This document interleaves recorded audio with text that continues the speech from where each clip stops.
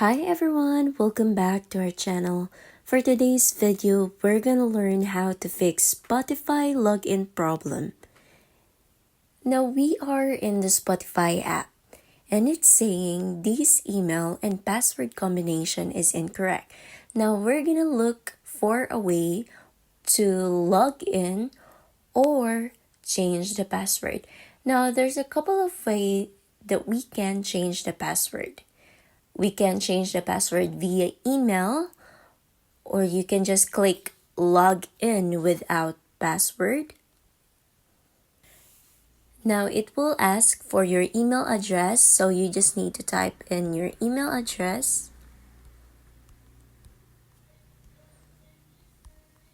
And click get link. Now we just need to click open email app.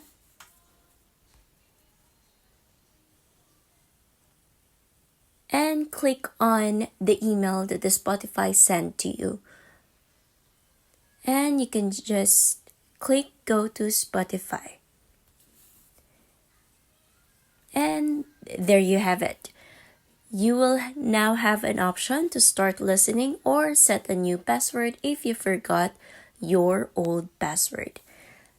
Now, if you don't have any access to your old email address, there's another way of how we can be able to access your account back. You just need to go back to your home screen, tap on your browser, and search for Spotify contact form. Click on the first link and it will take you to this page. Now what we're gonna do is you need to go down and look for can't log in to Spotify. Tap on it and it will show you this page.